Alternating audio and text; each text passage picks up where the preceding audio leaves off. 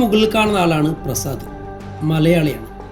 ലോകത്തിൽ ആദ്യമായി പൊട്ടാസ്യം സയനൈഡിൻ്റെ രുചി ലോകത്തെ അറിയിച്ചൊരു മലയാളി. പക്ഷേ ആളുടെ ജീവിതം അത്ര സുഖകരമല്ല. പ്രസാദ് തൻ്റെ തുടക്കത്തിൽ ഒരു ജ്വല്ലറിയിലെ പണിക്കാരനായിരുന്നു. അങ്ങനെ എല്ലാ യുവാക്കളെയും പോലെ സ്വന്തമായ ഒരു സംരംഭം തുടങ്ങുക എന്ന ആഗ്രഹത്തിൽ തൻ്റെ കയ്യിലുള്ളതെല്ലാം സ്വരൂപിച്ചും കടം വാങ്ങിയും 25 ലക്ഷം രൂപ കൊണ്ട് പാലക്കാട് ഒരു ജ്വല്ലറി തുടങ്ങി. അത്ര വലിയ മോശമില്ലാത്ത രീതിയിൽ കഥ മുന്നോട്ട് പോവുകയാണ്. ജീവിതം ഒന്ന് ക്ലച്ച് പിടിച്ചു വരികയായിരുന്നു. അപ്പോഴാണ് പ്രസാദിൻ്റെ ജീവിതത്തിലേക്ക് ആ കറുത്ത ദിനം വന്നത്. 2 ഉത്തരേന്ത്യൻ സഹോദരങ്ങൾ സ്വർണം വിൽക്കാൻ വന്നു. കച്ചവടം നടന്നു, അവർ തിരിച്ചുപോയി. പക്ഷേ ഏറെ വൈകിയാണ് പ്രസാദിന് തൻ്റെ അമ്മളി മനസ്സിലായത്. കാരണം അവർ തൻ്റെ ജ്വല്ലറിയിൽ വിറ്റത് മുക്കുവണ്ടമായിരുന്നു. ഈ ഒരു സംഭവത്തിന് ശേഷം പ്രസാദ് ആകെ തളർന്നു. സാമ്പത്തികമായി ബുദ്ധിമുട്ടുണ്ടായി, മാനസികമായി തളർന്നു.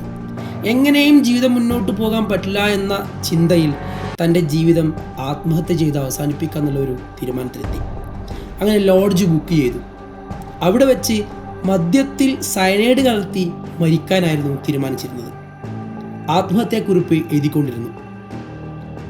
ഈ എഴുതുന്ന സമയത്ത് തന്നെ സയനൈഡ് തൻ്റെ പെന്നുകൊണ്ട് മദ്യത്തിൽ കലക്കി. പക്ഷേ ശരിക്കും അത് പൂർണ്ണമായി കലങ്ങിയിരുന്നില്ല. ചെറുപ്പത്തിൽ തന്നെ പെന്നിൻ്റെ പിറകുവശം കടിക്കുന്ന ദുസ്വഭാവം പ്രസാദിനുണ്ടായിരുന്നു. അങ്ങനെ തൻ്റെ ആത്മഹത്യാക്കുറിപ്പ് എഴുതാൻ തുടങ്ങി. 3 പേജുകളായിരുന്നു. ആദ്യത്തെ 2 പേജിൽ തനിക്കുണ്ടായ സാമ്പത്തിക നഷ്ടങ്ങളും എങ്ങനെയാണ് ഈ തീരുമാനത്തിലെത്തിയെന്നൊരു കഥയായിരുന്നു. അങ്ങനെ അബദ്ധവശാൽ പെന്നിൻ്റെ പിറകുവശം കടിക്കുന്നു. തൻ്റെ നാവിൽ ചെറിയൊരളവിൽ മാത്രം സയനൈഡ് പതിക്കുന്നു. അങ്ങനെയാണ് സയനൈഡിൻ്റെ രുചി ആൾക്ക് മനസ്സിലാകുന്നത്. അങ്ങനെ 3-ാമത്തെ പേജിൽ തൻ്റെ അനുഭവം എഴുതാൻ തുടങ്ങി. ഡോക്ടേഴ്സ്, അങ്ങനെയായിരുന്നു തുടക്കം. ഞാൻ അബദ്ധവശാൽ സയനൈഡ് കഴിച്ചു.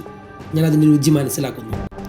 തുടക്കം തന്നെ വായ മൊത്തം പൊള്ളലാണ്, ഭയങ്കര ഹാർഡാണ്, ചവർപ്പ് രുചിയാണ്.